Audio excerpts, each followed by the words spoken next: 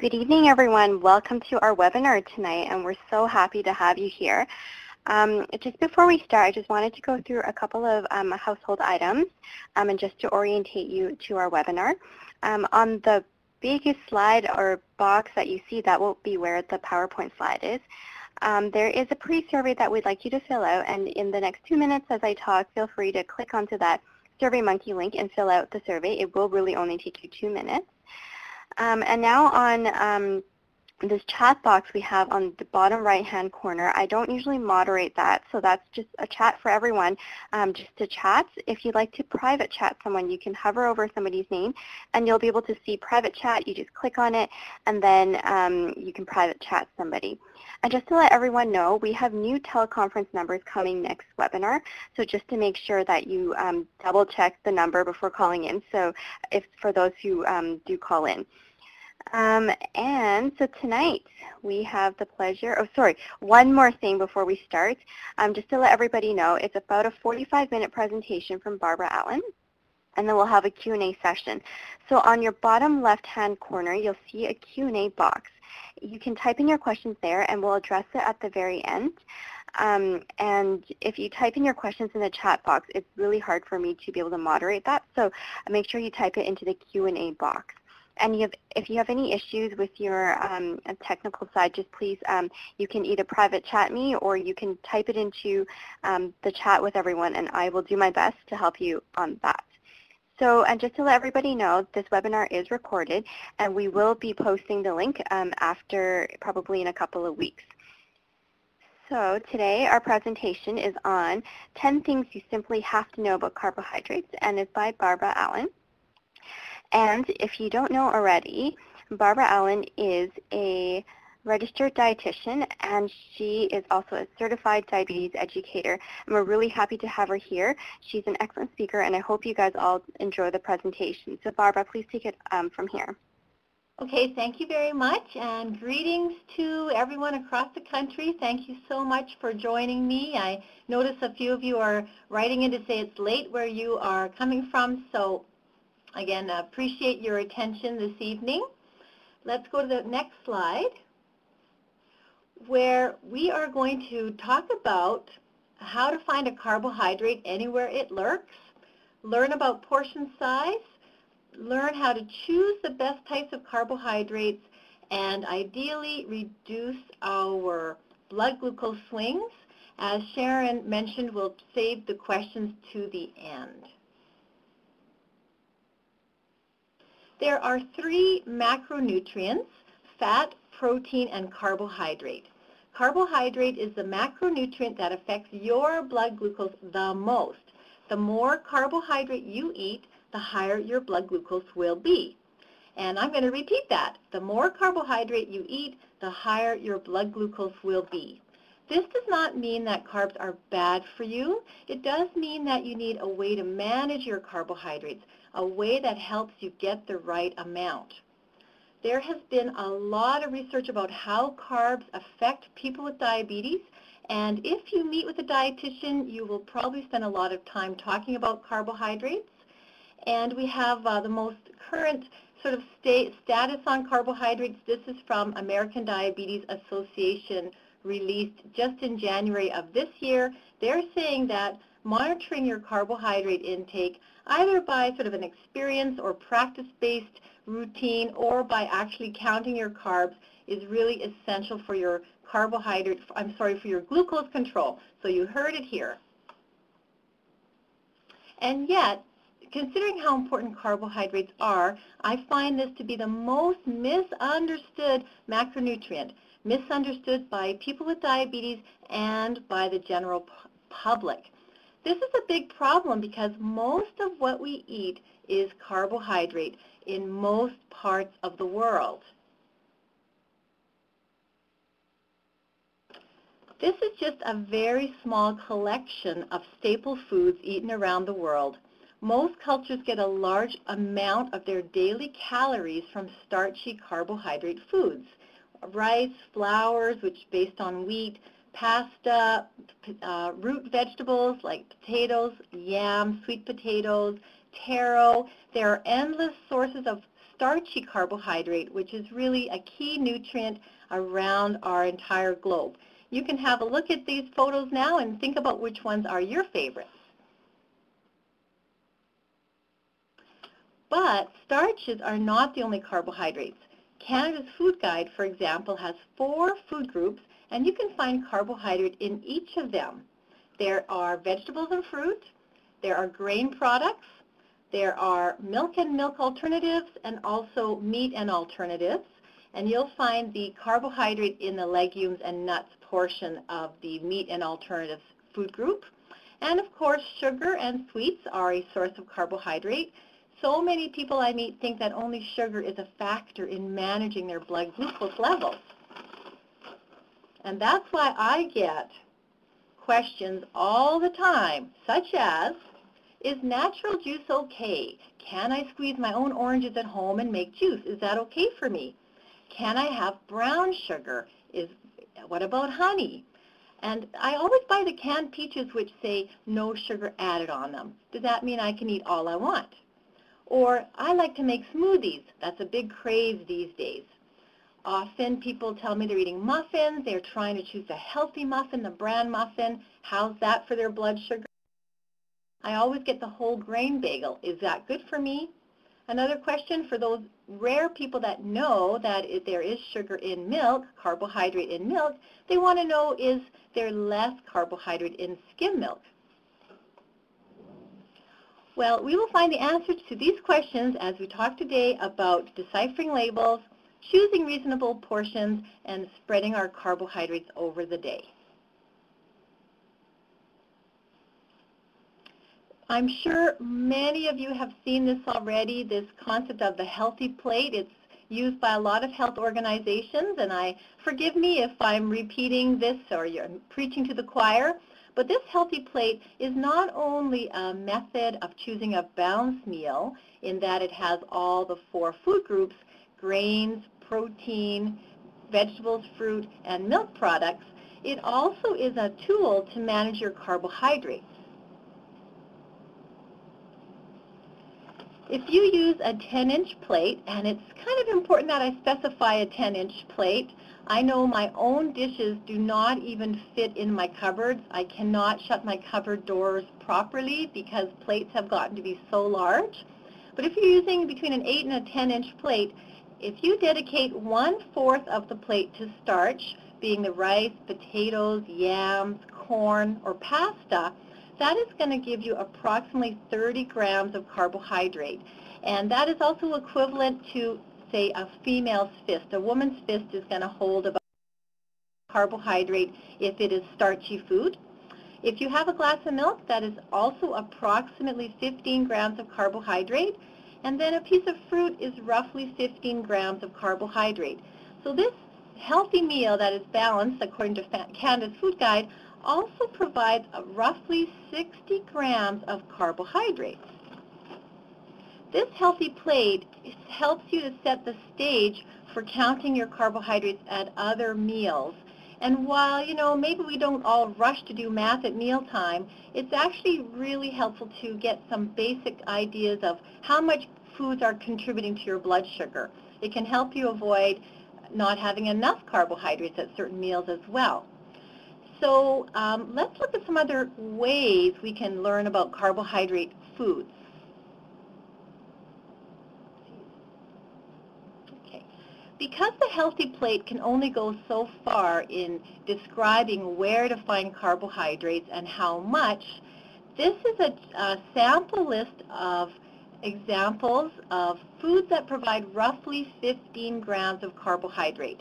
It's kind of funny that so many things happen to have 15 grams, but a piece of bread, a half a cup of this, a half a cup of that. Most fruits, again, roughly a fist. If it's 2 small fruits, that's about 15 grams. If it's a half a large fruit, that's about 15 grams. Also a glass of milk, as I mentioned. And sugar is a source of carbohydrate, as we know. It may be good to get familiar with some of the foods that you typically eat, and then you can estimate how much carbohydrate they're contributing to your menu. And there's also things that don't have carbohydrate, and fortunately there's lots of things. Most vegetables are 0 carbohydrate. There's a few exceptions that I have listed here. And also, most proteins are no carb. And again, there are some samples, or some examples, I mean, of protein foods that do have a little bit of carbohydrate. I hope you're not getting the impression that carbohydrates are bad, but rather there's many foods that contribute to our blood glucose, and we need to have a way to assess that and estimate that to give us a chance of reaching our blood glucose targets.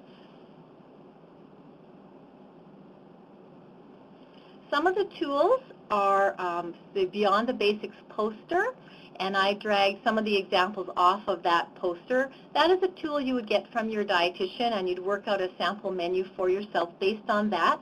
The fact is that not everybody needs 45 to 60 grams of carbohydrate per meal. Some people need more, some people need less.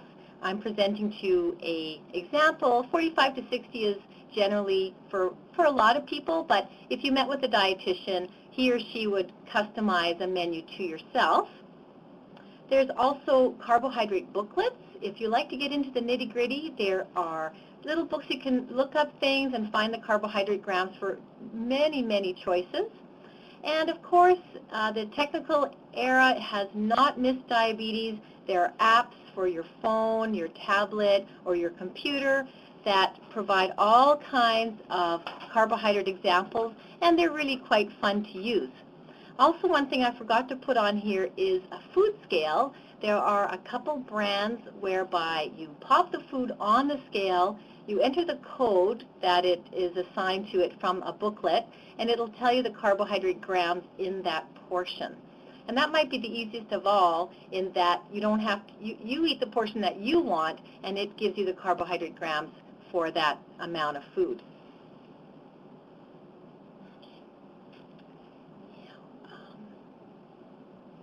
There are also lifestyle trackers that are getting popular. The Fitbit is a wristband that not only tracks your activity, but also your sleep, and some versions can give you access to online nutrition counts. Techie people will have a lot of fun with this. Non-techie people like myself, I really enjoy looking up carbohydrate information on restaurant and coffee shop brochures or their websites. More and more restaurants are providing this sort of information, but not just for carbohydrates, also for sodium, calories, and so much more. And many provinces, including British Columbia, where I am from, are trying to get restaurant information into the hands of diners through various programs. Here in BC, it's called Informed Dining. Other tools are at the end of your arm. When you pick up a package, you have access to the nutrition facts.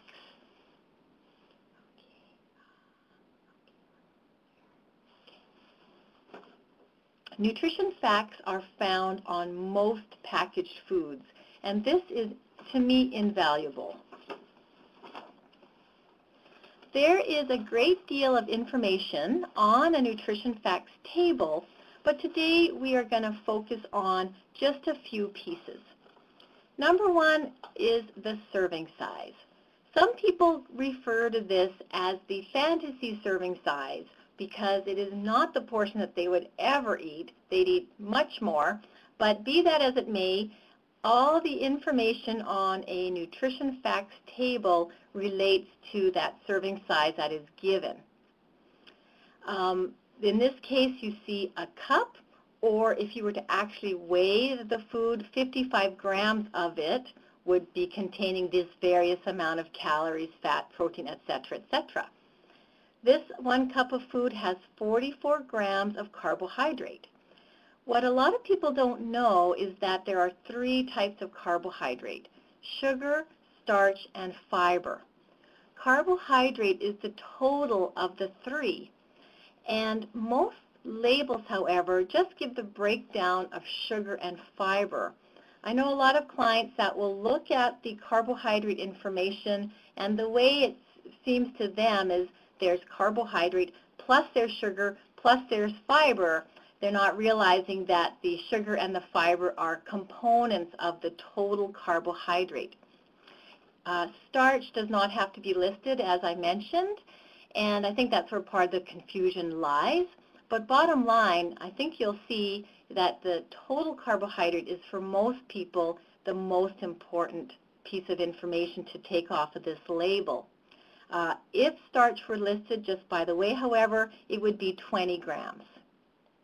Now, for people who are very particular about their diabetes management, let's say they are matching their insulin dose to their carbohydrate intake, they know to subtract the fiber.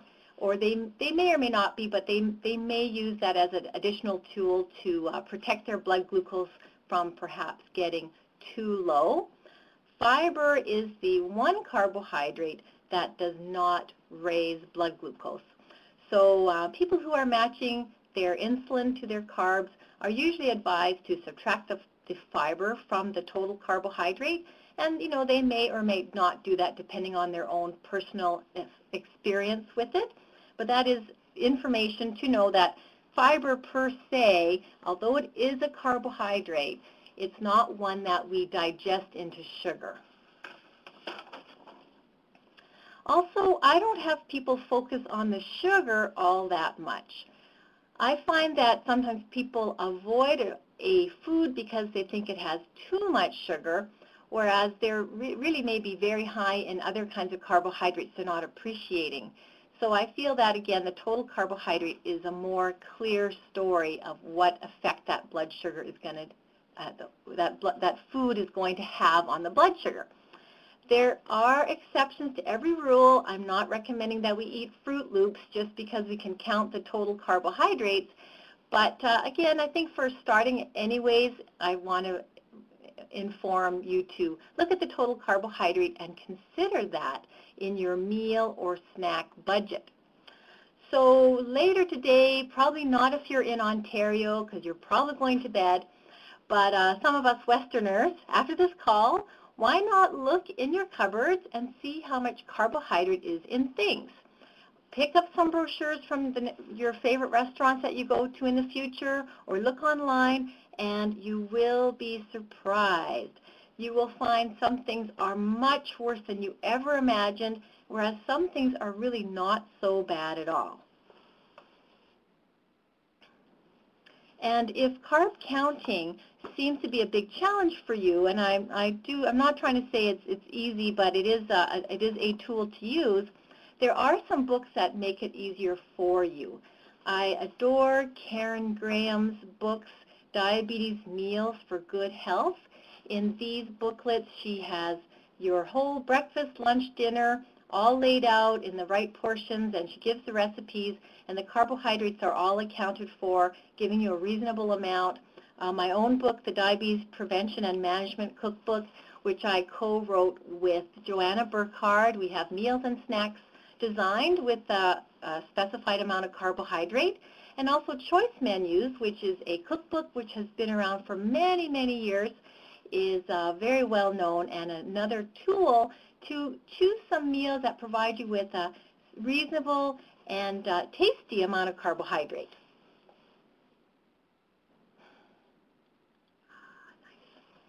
Okay. Now, we can't just eat meals, and snacks are a lot of fun and also sometimes really important, especially if you have big gaps between your meals. So I would present to you some sample snacks. These are all in the range of between 15 and 30 grams of carbohydrate.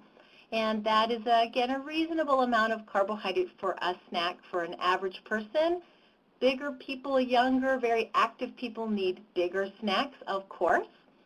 But each of these things is, between 15 to 30 grams of carbohydrate. I threw in some junk food there. I put that at the top of the list so that you know I'm not against some portions of junk food. I mean, the Halloween-sized bags can be just right. 2 or 3 cookies, a fruit, veggies with some kind of a dip. The dips that you buy, hummus, that has the legumes in it.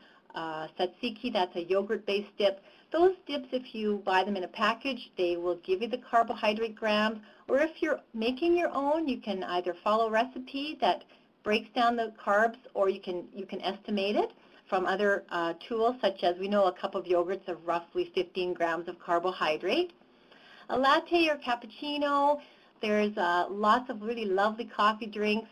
A tall Starbucks latte is 12 grams of carbohydrate. I see snack written all over that, and Starbucks did not pay me to say that, but I do find that's a very reasonable thing to get at a coffee shop.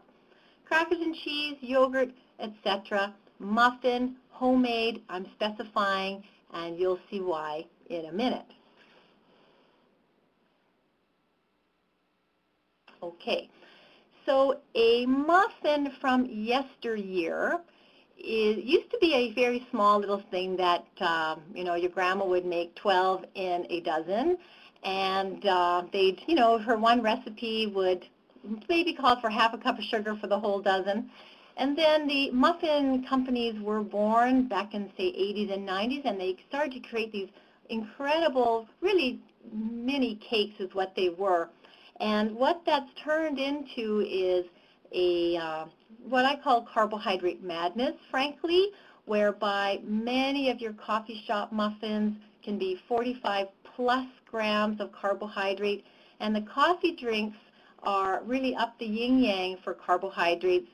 They are not only big, but they add lots of pumps of sweet syrup, and if you've ever seen the lineups at any of these coffee shops, you know these things are super duper popular. And what we're all experiencing is a lot of liquid carbs. And coffee is first thing in the morning, and then we move to other liquid carbs throughout the day. And there are some real pitfalls in what we're consuming. The popcorn that we buy for huge dollars at the movie theaters, in years gone by, you would get a small container of popcorn, and that 5-cup serving approximately would give 25 grams of carbohydrate. If you compare to the vat, which you're buying these days, or maybe you're not, but most people are buying the vats of popcorn. This one, 11 cups, that's 55 grams of carbohydrate. And if you're like me, when you eat popcorn, you eat it till it's gone, and you don't even realize it's gone till your hand hits the bottom of the empty container, and you go, wow, where did that go? So popcorn being one of those more-ish things, it's not easy. It's very easy to make a large amount of carbohydrate disappear. And of course, as I mentioned, liquid carbohydrates. Speaking of juices, well, juice and pop really are about the same amount of carbohydrate. And when Coke first came out, in I think it was the 20s or maybe the late 1800s, it came in a cute little wee bottle, maybe 5 or 6 ounces, and that would have held about 22 grams of carbohydrate. Just by the way, 1 teaspoon of sugar is 4 grams of carbohydrate. So even that would be about 5 teaspoons of sugar. But when you compare to the large bottles that are on the market, even cup holders in vehicles have been increased to accommodate the large beverages that people are drinking. This one bottle, 66 grams of carb, and some people drink more than one of those a day. So there is, again, it's very easy to overdo one's carbohydrate intake with really, really not realizing it. All right. So in answering some of those questions that I brought up at the beginning, I hope that you can now see that because juice comes from fruit and it takes many pieces of fruit to make a glass of juice, that juice is a large contributor of carbohydrates if it's something that you really like. And in fact, the sugar per half cup of juice or per cup of juice is about the same as for pop, even if there is no sugar added. When it comes to the type of sugar that's added, brown or white or honey or molasses, I don't think 4 grams in a teaspoon is really very much, and it may be that you can use a little bit of real sugar without a big penalty in your blood glucose. Things like canned fruits, it's great to look for no sugar added because you don't need to pay for extra sugar. Who wants to? But the carbohydrate is still present in the fruit, just as that's how nature made it, and there's no taking it out of there. I've never been a big fan of the smoothie craze. I find people sit down and they put 3 or 4 fruits in there and blend that all up, and unless they're sharing it with 4 people, they're inadvertently taking on a lot of carbohydrates.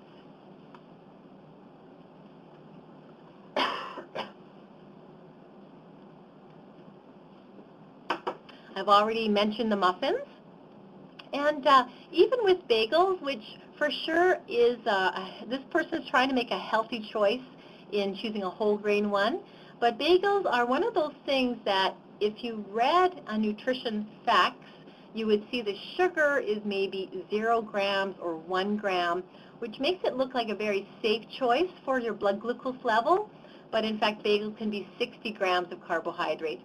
So it's very wise to look for smaller bagels, unless you're someone that needs a lot of carb and you're about to go jogging or some such thing. But bagels plus, plus milk plus fruit, this meal is now heading towards 100 grams of carbohydrate perhaps.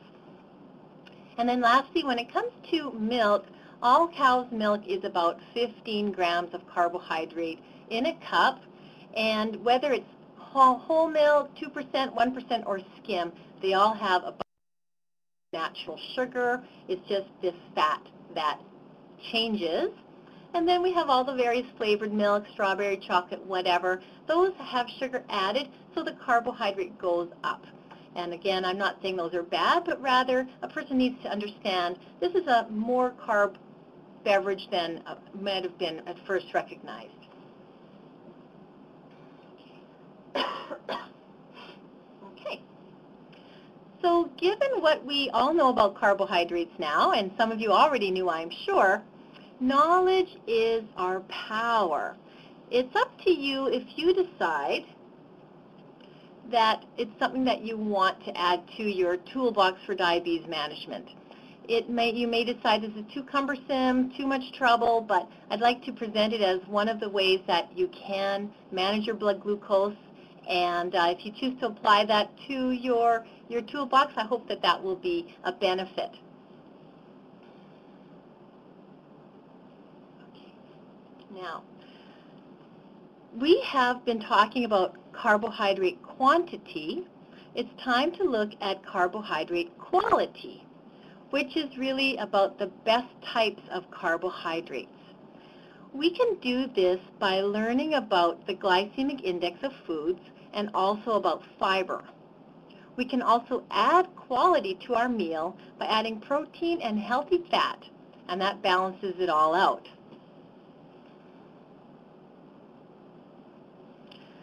The glycemic index is a system that tracks how much and how fast carbohydrate foods raise blood glucose. With the help of thousands of volunteers, many thousands of foods have been studied and assigned a ranking from 0, which is no effect on blood glucose, to 100, maximum effect. I won't get into the details of how glycemic index is measured, but I do want to say that a lot of the research is made in Canada, and some of the original scientists who came up with this concept are still active in this research today, scientists out of Toronto, and it's a great made-in-Canada invention.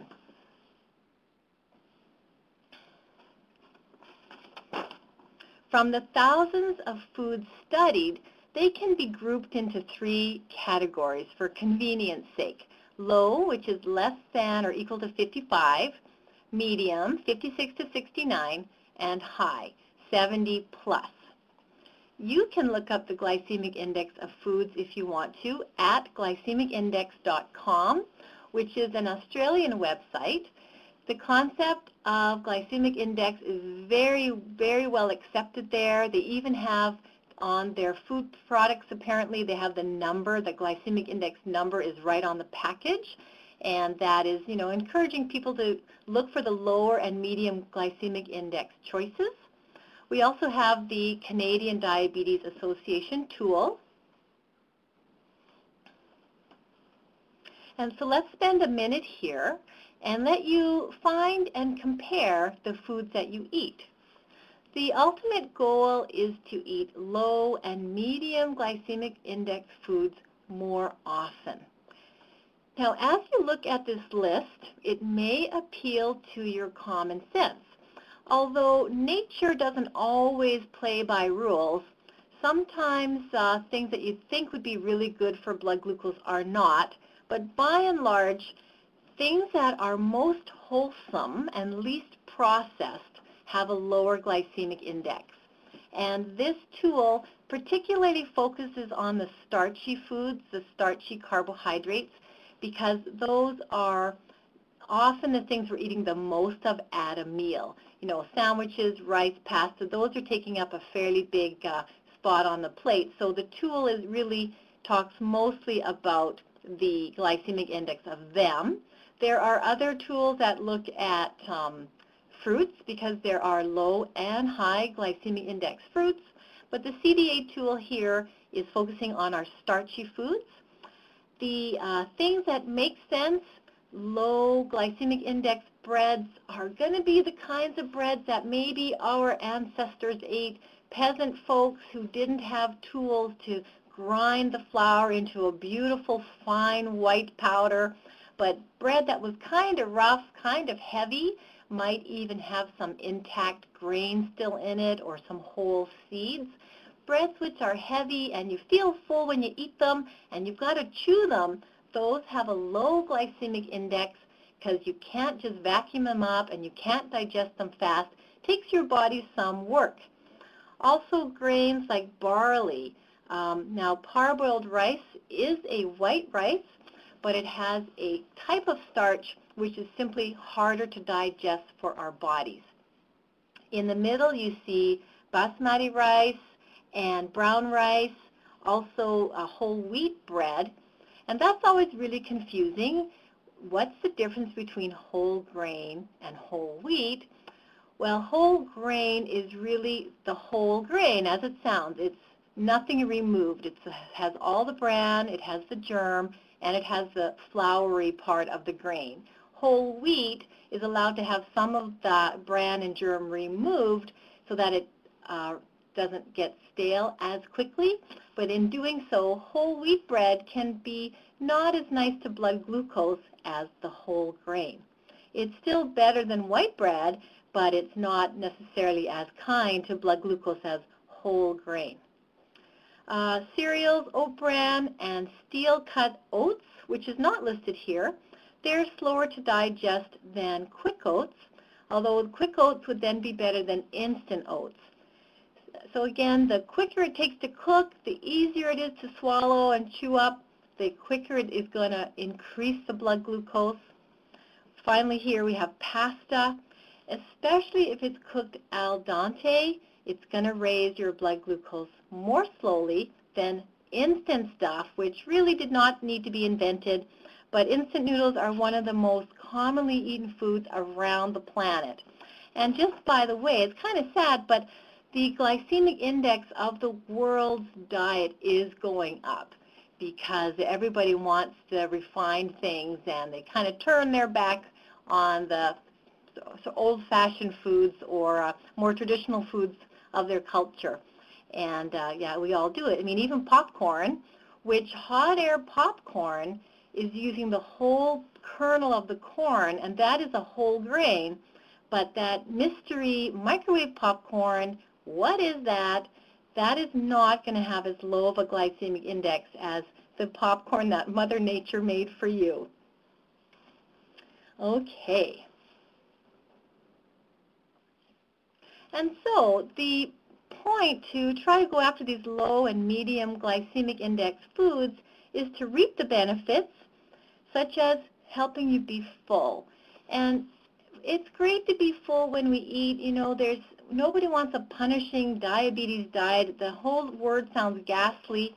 We want to eat food that is really filling and tasty and keeps us going for a few hours. That satiety, that's one of my favorite words. It means you're feeling full, you're feeling content, and that's what we want to have after we eat. When you're full, you might not nibble on rubbish, so that can help with weight loss for certain people. Certainly stop the spikes in the blood glucose. Things that digest more slowly do not spike the blood glucose. And for people that are at risk for type 2 diabetes, using more low glycemic index foods can actually reduce their chances of getting type 2. Doesn't mean that they would never get type 2, but it might be a tool to delay at any rate. Also, strangely, the other side of the coin, reduce episodes of low blood sugar. And this can happen in some people with early type 2 diabetes who are, their insulin is a little bit mismatched with their food. If they eat a large amount of a high glycemic index food, their insulin comes rushing in to try to deal with that, but usually not quite as quickly as it should. So the blood sugar goes up high because there's not enough insulin to cover it, but then it can crash later as the insulin really comes powering in and also hangs around too long. So that can cause a lowish blood sugar for a person with type 2. People with type 1 diabetes who might be using rapid insulin might need to take quite a lot of rapid insulin to cover a high glycemic index meal, and perhaps that insulin gets mismatched as the high glycemic food doesn't last longer than might be expected. I'm probably not explaining that very well, but it's very nice to have a little bit more predictability from food and know that it's going to hang around and not just shoot up really high. And so the 2013 clinical practice guidelines, which are written by the Canadian Diabetes Association, do have a statement that replacing high GI carbs with low GI carbs does have a significant benefit. Okay. The other side of the coin, as I mentioned, low blood glucose. Well, this is a time that you might want a high glycemic index food, and so it's nice to know about those too. The symptoms of low blood glucose, I'm sure many folks have experienced them. That's not pretty. They're very upsetting, and they're to be avoided as much as possible, but they're often unavoidable. So thankfully, we have high glycemic index carbohydrates that make a quick fix and a good spike of glucose to the system. And the recommended management of low blood sugar is to take 15 grams of high glycemic index carbohydrate, fast carbs. Glucose is 100 out of 100 on the glycemic index scale. So that's why your diabetes educators always are so boring and say, have glucose tablets, because they are the most bang for your buck without a bunch of excess calories. There's also juice, there's pop, packets of sugar or honey. These things are 15 grams of carb, and the general protocol is to take 15 grams of fast-acting carb, wait 15 minutes, recheck the sugar, and repeat as necessary, perhaps needing a snack in there if the next meal is not coming within an hour or so. A general idea, but I do want to point out that high glycemic index carbs can be very, very important. And a funny thing about the high glycemic index carbs, jasmine rice is actually about 120 out of 100. So I know that sounds impossible, but that even raises the blood glucose faster than glucose tablets. So if a person could carry that around in their back pocket for the event of a low sugar, that would also be a very effective tool. The point is, if blood glucose is going down, don't start cooking a batch of steel-cut oats. That is not going to be useful. Okay, now, I am just going to look at 2 or 3 more areas, and then we'll be wrapping up, so hang in there. This is, of course, fiber, which I'm sure you know about, and I mentioned that it's listed on your nutrition facts. There are two main categories of fiber. You may have heard of them, soluble, insoluble. It doesn't really matter that there are these different kinds. What matters is that nature provides us with all kinds of healthy ingredients, and we can benefit from those. The soluble type particularly slows the stomach emptying. That's why the oatmeal is good for blood glucose, because it digests more slowly. And then you have the insoluble fiber, the classic wheat bran, that works lower down in the gastrointestinal tract, and that's good for bowels, and you know that's important as well. Most people are not eating enough fiber, and there's probably all kinds of reasons for that, but average Canadian intake is roughly 11 to 14 grams in a day, and men should be eating for up to 38 grams of fiber a day. Women should be shooting for 25 grams of fiber per day, and people with diabetes may benefit from even higher amounts of fiber. So with that in mind, I wanted to show you this chart whereby you can see on the far left some examples of foods and how much carbohydrate they have in a typical amount. Say a fruit, a medium-sized fruit, 15 grams of carbs. Far right, 2 grams of fiber per piece of fruit on average. As a quick way of helping you estimate how much fiber you are eating, grain products, lower fiber or higher fiber examples, whereby the whole wheat bread's 4 grams in 2 slices. White bread is maybe 1 gram per slice if you're lucky. Some examples there to help you start to estimate your fiber.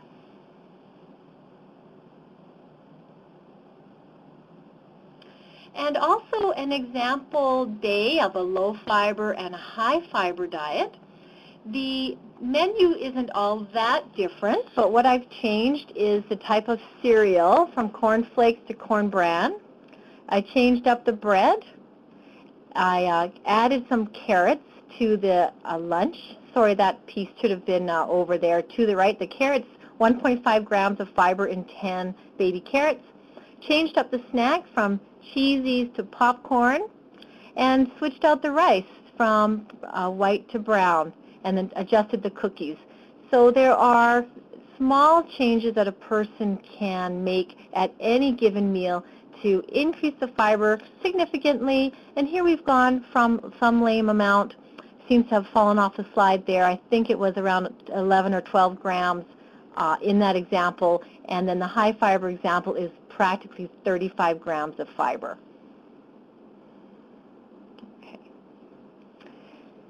So it's probably pretty obvious by now where you can get your fiber: whole grain things, vegetables and fruit, beans and lentils, seeds and nuts. If you are going to increase your fiber, do it gradually. Don't go from 12 grams to 35 grams overnight. And fiber needs water or liquids to work properly. So if you're kind of a cactus, time to start drinking a bit more of liquids. Okay. Also, we have timing and balance considerations. And again, I don't want to be preaching to the choir here, but I'm sure you know it's really valuable to spread your meals from 4 to 6 hours apart. And also no late dinners. I have so many people who skip breakfast and have really very little food to eat all day and then a big dinner at night. That famine and feasting scenario is really, really negative for diabetes. I read an article, it was almost the scientists are just about ready to say that skipping breakfast is a risk factor for diabetes.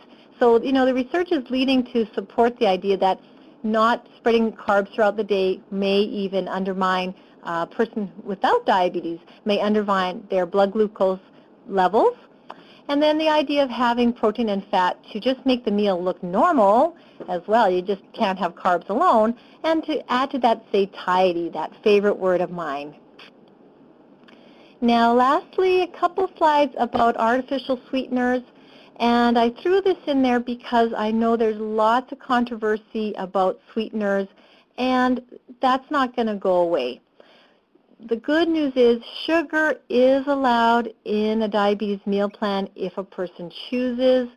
The official word being up to 10% of calories really means nothing to anyone except maybe your dietitian. And if you want to know how to fit some sugar and treats into your menu, talk to her or just eat some stuff, check your sugar, see how you do. The idea is that sugar is not forbidden. It's part of your carbohydrates. You're welcome to use it if you see fit.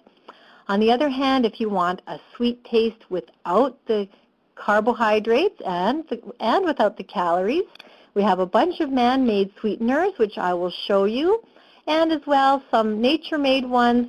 Stevia is now allowed in food in Canada. That's just been maybe 6 months to a year. So not only will you see it as a tabletop sweetener, drops or powder, it starts to appear in some beverages and yogurt. In fact, I saw it the other day. Then we have, here's all the man-made sweeteners, acesulfame potassium, aspartame, cyclamate, etc. And to show you that for most sweeteners, you would not likely ever reach what's called the ADI, acceptable daily intake. And unless you were a little crazy, probably would not be drinking that 20 cans of pop a day, etc. So there is supposed to be a big safety margin built in to the amount of sweeteners that are being allowed in foods. But regardless, you know, there's been lots of negative press, and that has encouraged the American Heart Association and American Diabetes Association to work together to really evaluate the research. And with all the pros and cons, they have given a cautious approval to sweeteners. So not exactly a ringing endorsement, but they're saying, yeah, on the balance at this time, we're giving it our cautious approval. The 2013 Canadian Diabetes Association clinical practice guidelines raise no issues with sweeteners at all. Our literature just lists them in the our CPG's clinical practice, talks about the sweeteners, which ones they are, and doesn't raise any health concerns or issues. And in the 2014 American Diabetes clinical recommendations, they're saying, yes, these sweeteners are useful. They have the potential to reduce calories and carbohydrates. But as you know, it's the idea of, okay, well, I had a diet pop, therefore I can have a large fries. We would never do that, but some people out there might actually do that. So that's perhaps when sweeteners, one of the reasons sweeteners can not be helpful. Okay, so in my books, the 10 things you simply have to know about carbohydrates is that they are everywhere. They are an essential part of our diet. They raise our blood glucose, so portion size is essential. Find a method that speaks to you that you can count your carbs. And when you've got that figured, now look at the quality of the carb. Look at the best carbs you can choose. More fiber, low and medium glycemic index. Spread the carbs over the day. Have some protein and healthy fat to round out those meals. Don't over-treat low blood glucose. And enjoy some snacks and small treats within my suggested carb budget, 15 to 30 grams. Or, of course, if you need something different, please discuss with your healthcare professional. All right, so that brings us to our conclusion. And Sharon, I'm going to turn it over to you. Thanks, Barbara. That was excellent. And even I learned a lot about carbohydrates, and I hope all of you out there did too. So we're going to move to our Q&A session. As I mentioned earlier, if you have a question, please type it onto your bottom left-hand corner. It says Q&A, and that's the Q&A box. So once you type it in there, I'll be able to see it from my end, and I will ask Barbara. So let me just flip the slide here. And just as we're doing the Q&A session, we do have a post survey. It's on here. If you click the link, it should be live, and it will bring you to the Survey Monkey. It'll take you a couple of minutes to fill out there. So I'm going to read out the first couple of questions, and if you have any more questions, please do type it into the Q&A box. I won't be monitoring the chat box from now on, so if you have some questions, please copy and paste it into the Q&A box. So Barbara, the first question here, it asks, the plate slide says 45 to 60 grams per meal, yet the math on the slide adds up to 60 to 75 grams when you add up the milk, fruit, and greens. Which is the better general recommendation? Okay, great question, and it's true. I do see that those maths don't quite add up, depending if you're a man with a big fist. The carbohydrate from the starch is going to be about 45, and then as you've pointed out, the milk and the fruit each add about 15, so that takes it up to 75. The general recommendation for a woman is really 45 to 60, and a man might be more 60 to 75. So it just depends on you. Thanks. So it sounds like that's something that we should go back to our healthcare provider to ask. Mm-hmm. Perfect. So this is just a comment. This person says, I count pro as a pumper and very sensitive to insulin, not a question, but works for me. So just wanted to let people know that. Mm-hmm. Yeah, that is definitely very, very useful for some people to be able to actually appreciate there's a small effect of protein on glucose, and some people do take insulin for protein. Perfect. So the next question here is, what is the relationship between carbohydrates and the glycemic index? Okay, so what I understand the question to be, the relationship, well,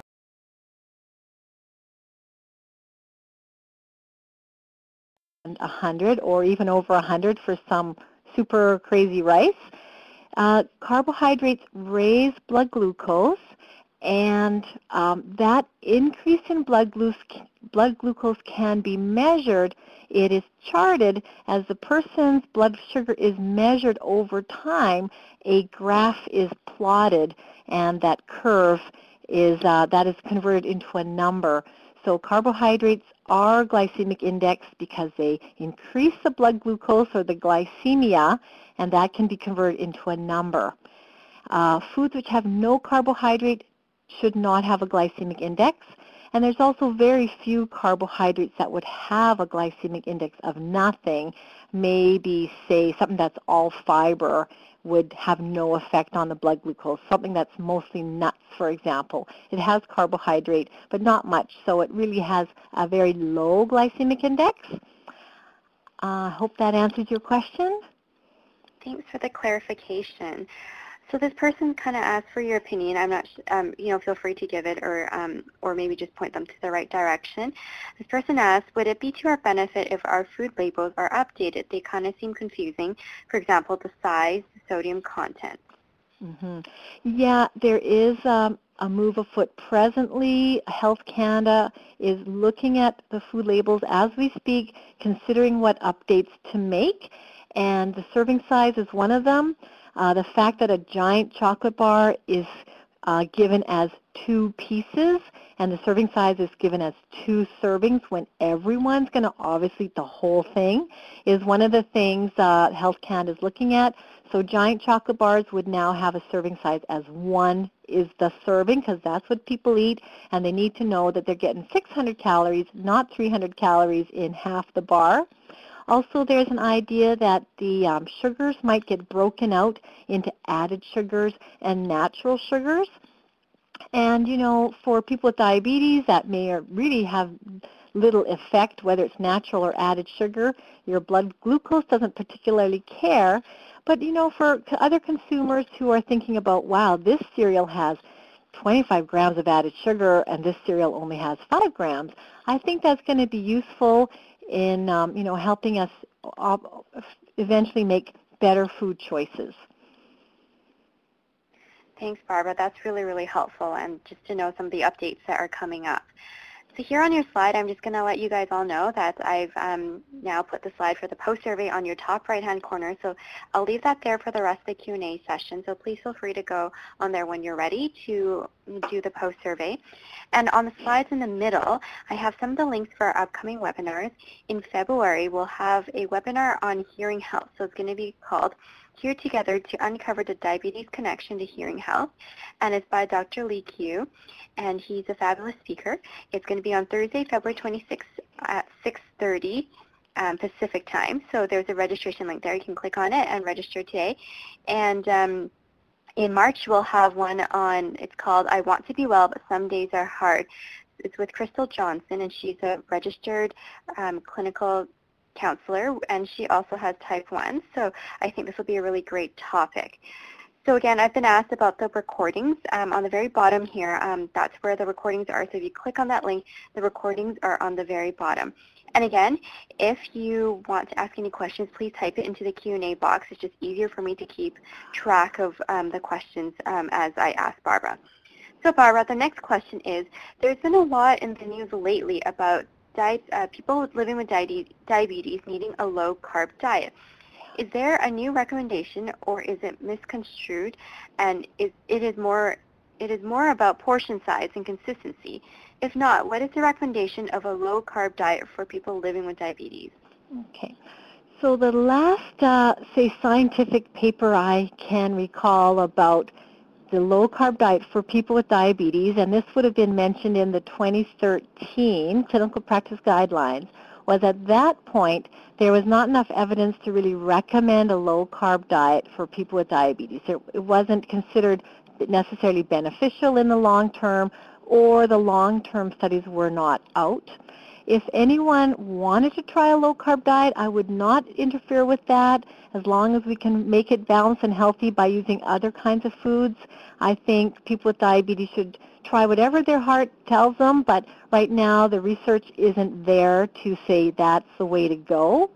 Certainly, if a person's only having 45, 60 grams of carb at a meal, that is a very moderate amount by today's standards, where people are eating way too many carbs. And that's where Dr. Atkins gets it right, that some people are just way crazy on carbs. I think, until we have the long-term studies on a low-carb diet for diabetes, aim for a moderate approach. 45, 60 grams per meal is very reasonable. It doesn't look weird. You can still go to parties and hang out with your friends and eat normal food. And, why put more restrictions on one's life unless there's really good evidence to do that?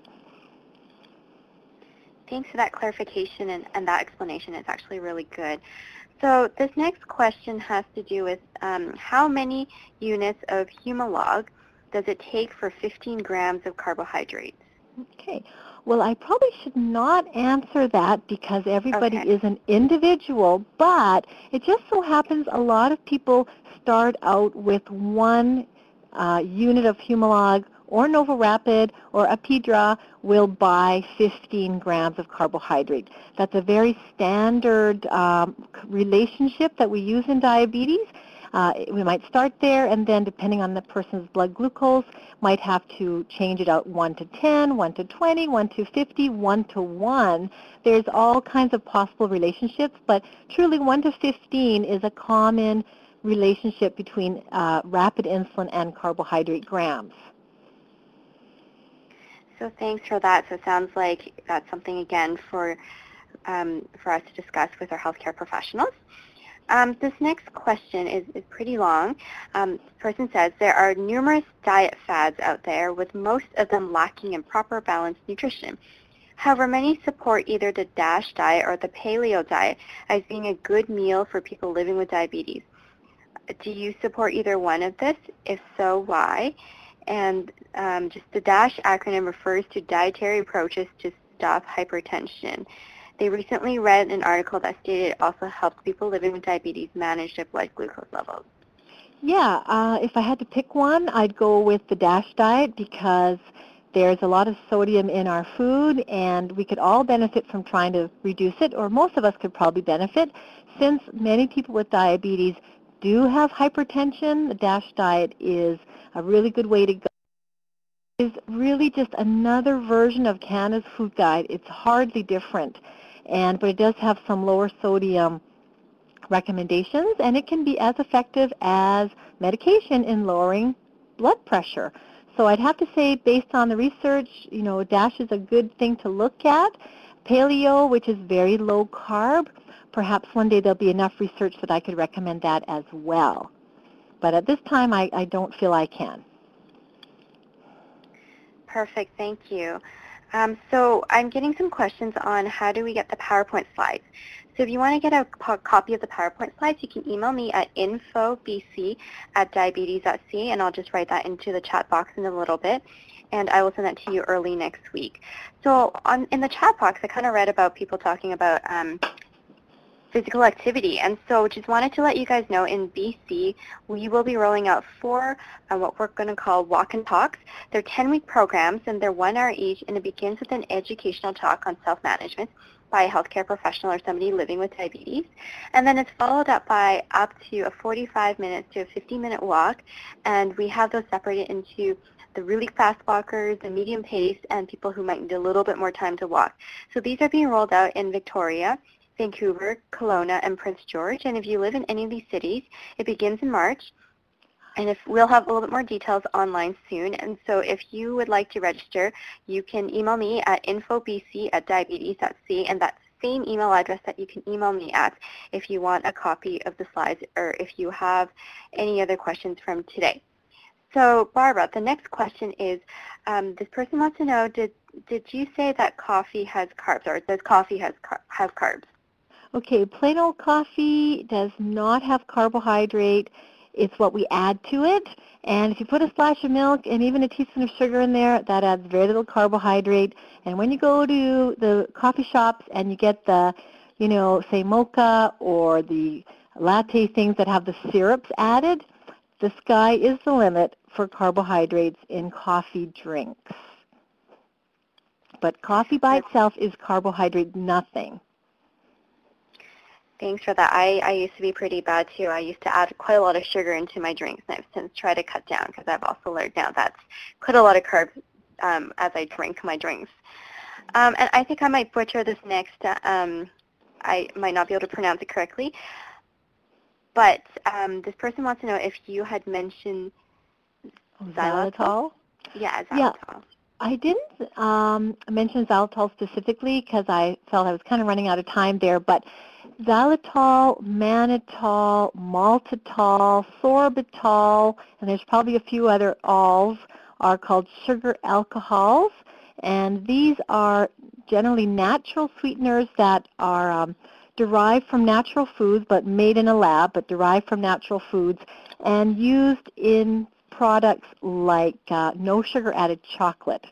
And these things are okay. They should raise the blood glucose less because they're not well absorbed. They have about half the calories. So a no sugar added chocolate bar should have fewer calories because it has a sweetener that only has about half the calories of sugar. The problem with the OL sweeteners is that I said they're not absorbed, and that means diarrhea can be the effect if you nosh too much, and that's why you'll even see on some of the no sugar added candies, chocolate bars, that excess consumption may result in a laxative, and that's a big problem. That's really the only concern with those guys is don't overdo it. You might get a tummy ache. Thank you for that and teaching me how to say that word properly. The next question is, how does alcohol fit into the glycemic index? I don't think it is on the glycemic index itself because alcohol itself is not a carb and has no carbohydrate per se. So, things like a beer, although that does have some carbohydrate, roughly 15 grams in a beer, we don't like to look at that as being a main contributor to the blood glucose because alcohol can actually make blood sugar go down. So I don't have a proper good answer for you, but we just don't really look at alcohol as being a carbohydrate, even though it does have some sugar for sure. And my friends on pumps know how to take insulin for a chi-chi, and they've got it down to a science, and good on them. But we don't usually talk about alcohol within that glycemic index. Thank you for that. So the next question is, does decreasing the carb intake to very low, so about 45 grams per day, help with weight loss? Okay, so I'm glad you asked that because per meal, 50 grams per meal is the normal kind of thing I'm recommending, but individuals will need different amounts depending on their height, weight, and whatnot. As far as 45 grams per day, if a person's not eating hardly any carb and not making up for it eating piles of other stuff like bacon, yeah, they're probably going to lose weight. The Atkins diet is, I believe, starts at around 20 grams of carbohydrate per day, and people do lose weight on it, but the long-term adherence to Atkins is usually pretty crummy, and so you really don't even hear about it anymore. I think, a weight loss diet, I don't necessarily recommend a really low-carb way of doing it, but everyone's entitled to try what they think is best. I just can't give you any really good stats that is the best route to take. Thanks, Barbara. So I'm kind of seeing a little bit in the chat box about people volunteering. So we do actually have a post here.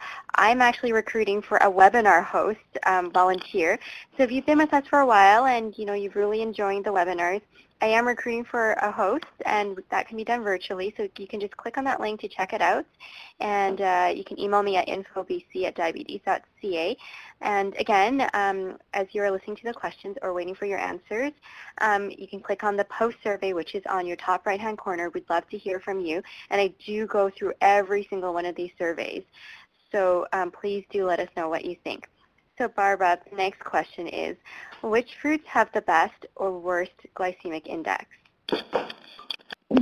Okay, the higher glycemic index fruits are the tropical fruits, so mangoes and pineapple and things like papaya, whereas the lower glycemic index fruits are the things that grow in Canada. Just coincidentally, the berries, apples, peaches, pears, grapes. Those are lower glycemic index. Thanks for those recommendations. So the next question is, what is the evidence showing about the risk for diabetes? Does a diet high in carbs and sweets put a person at higher risk for diabetes? I don't have a really good answer to that. We always have said forever that sugar doesn't cause diabetes. However, there is some suggestion that maybe drinking pop can increase one's risk for diabetes. But we still don't say as an official word that eating sugar causes diabetes. That would be a mass oversimplification of all the factors that work together to cause diabetes. But, if a person's eating a lot of carbs or sweets or sugars and putting on weight, and if they're not active, and if they've got the genes for diabetes, those things that contribute to their weight gain are really going to be increasing their risk.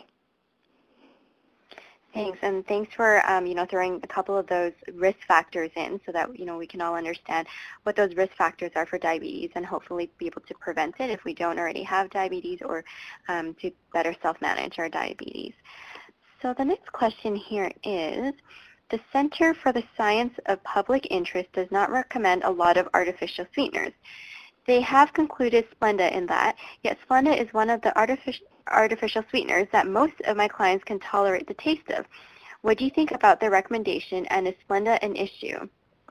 I really appreciate that question, and I love the Center for Science and the Public Interest. I think they are a great organization, and they really tell it like it is. So it concerns me that they are not more on board with artificial sweeteners, and I'd like for them to maybe do some more explanation of their position. I have to look to my other authorities, such as the Canadian Diabetes Association, and if they're looking at the research and they're saying it's okay, I'm a conductor of that information, but it does concern me that CSPI is not feeling good about sweeteners, and I'd like to learn more about their position. Thanks for that. And so the next question is, should we be considering glycemic loads as well? Well, the glycemic load, which is basically, it's another management strategy. It's a more complex one. It's the marriage of the carbohydrate grams times the glycemic index. And, you know, I guess to me that just sounds like a lot of work. I think the idea of the glycemic load, however, is really just saying to us, if you sit down and you eat 10 pounds of carrots, you're going to get a high blood sugar. The glycemic load is saying no matter what you eat carbohydrate-wise, even low glycemic index carbs, if you eat enough of them, they're going to affect your blood sugar too much. So my take-home from that is not to start doing this other level of math, multiplying the glycemic index times the carbohydrate grams, but rather eat reasonable portions of carbohydrates, eat enough to be full, and use low and medium glycemic index carbs when you can. Thanks for clarifying that. So as we're talking about volunteering, in BC, we're also looking for advocates.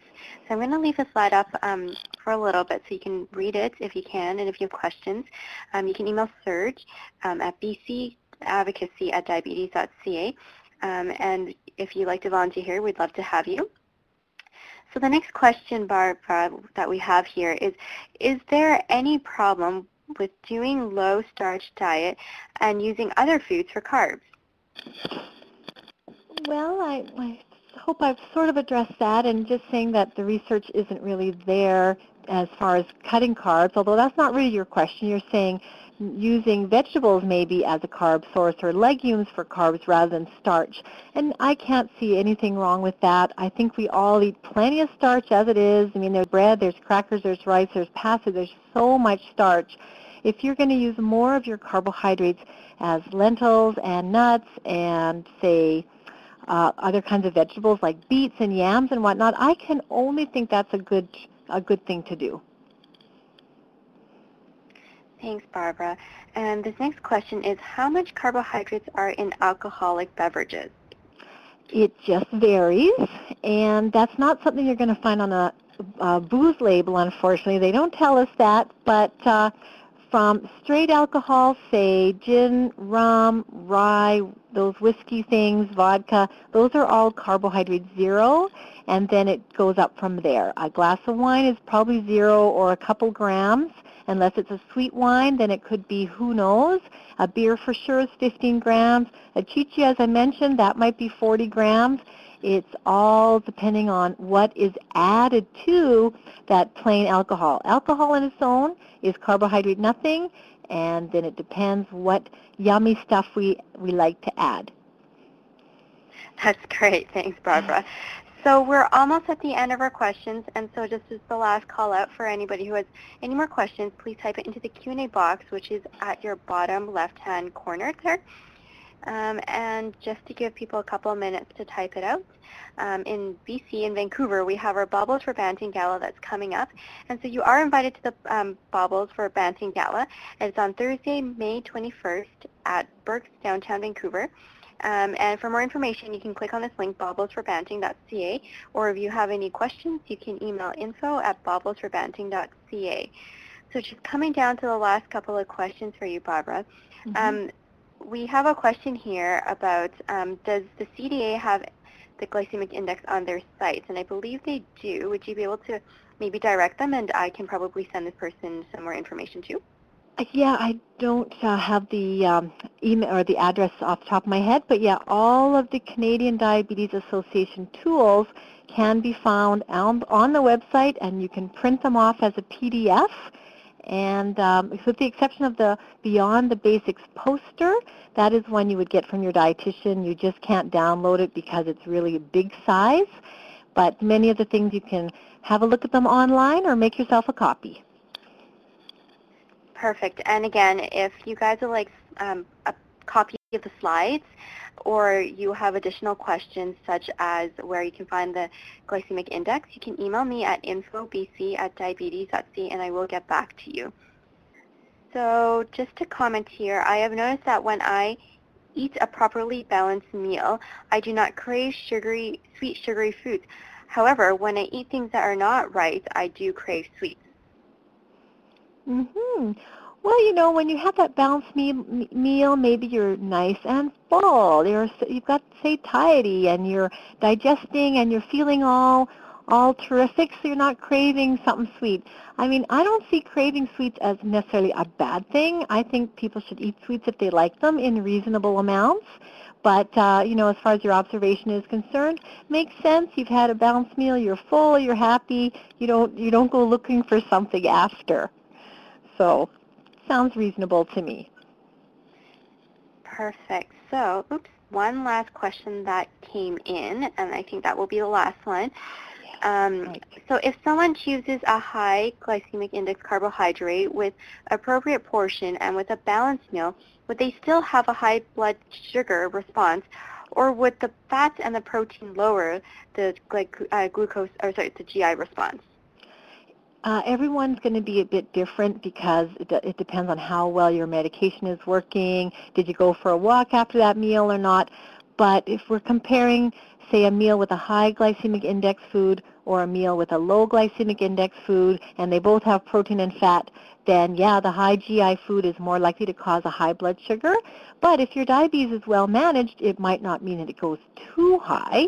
It may just be higher within your target. 2 hours after a meal, we're shooting for a maximum 10. But yeah, the potential is to have a higher blood sugar level when eating a high GI food. Thanks for clarifying that. So, sorry, just one last question. Why do you crave sweets soon after eating healthy dinner in the evening? Well, I don't know if that's a question to me or if it was to our earlier, the person who posed the first question. Not everybody craves sweets. Some people do, some people don't. Sometimes we crave stuff because we're told we're not supposed to have it, and the inner teacher says, nuh-uh, and wants to make a statement. So, you know, I think let's try to trust our bodies. Let's go with what we like. If we want some sweets, have a small portion, be active, walk to Tim Hortons if that's what it takes to get that donut in yourself, but not have a high blood sugar after. I just don't want to make foods so wrapped up in emotion. If you crave something, why not have a bit? I don't see a problem with that.